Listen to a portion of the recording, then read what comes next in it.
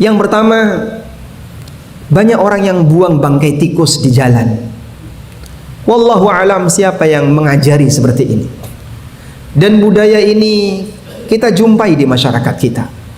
Sehingga mereka berpikir bangkai itu ketika dibuang di tengah jalan, kemudian nanti ditabrak oleh kendaraan, akan menjadi tipis, lalu lama-lama akan kering, lalu hilang. Sebenarnya bukan hilang, tapi dia bisa jadi menyebarkan virus di mana-mana. Dan edukasi semacam ini masih cukup lemah di masyarakat kita. Apa bedanya dengan orang buang kotoran dengan orang buang bangkai tikus di tengah jalan? Dan Nabi SAW telah ingatkan bahwa perbuatan semacam ini adalah perbuatan yang terkutuk. Hal yang sama ketika ada orang yang buang sampah di pinggir jalan.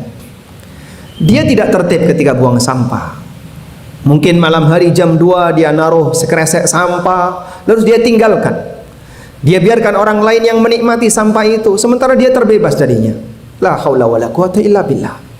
Yang tentu saja ini adalah perbuatan jahat dan layak untuk didoakan keburukan. Walaupun bisa jadi yang bersangkutan sudah hilang, tapi ingat, doa orang bisa saja melekat pada dirinya dimanapun dia berada. Hal yang sama juga terjadi pada mereka yang ketika berkendara namun tidak menghargai suasana di masyarakat, menggunakan motor dengan suara yang sangat keras. Dia tidak menghormati ruang dengar masyarakat.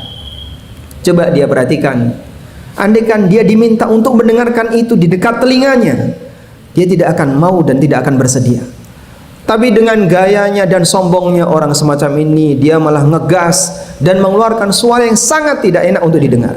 Siapapun sepakat, suara ini sangat tidak enak didengar. Siapapun sepakat, sekencang apapun suara itu lebih tidak enak lagi. Tapi dia menikmatinya dan menyakiti hati banyak orang. Boleh nggak Pak didoakan keburukan? Diperbolehkan, sesuai dengan tingkatan kejahatannya. Hal yang sama juga terjadi pada orang yang ngerokok ketika dia berkendara.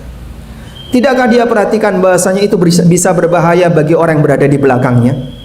Beberapa cerita yang sampai ke saya, sampai ada yang masuk ke mata, sehingga membuat orang yang berkendara di belakangnya mengalami resiko bahaya. Ketika itu masuk ke mata, apa yang bisa Anda pikirkan? Tapi dia tidak merasa bahwasanya itu sebagai hal yang beresiko bagi yang lain. Kita dukung upaya pemerintah untuk mengurangi semua resiko kecelakaan di jalan. Saya bacakan sebagian di antara undang-undang yang berlaku, dan inilah yang untuk kita dukung. Pemerintah membuat undang-undang ini sejalan dengan syariat Islam. Dalam peraturan Menteri Perhubungan nomor 12 tahun 2019 tentang pelindungan keselamatan pengguna sepeda motor yang digunakan untuk kepentingan masyarakat.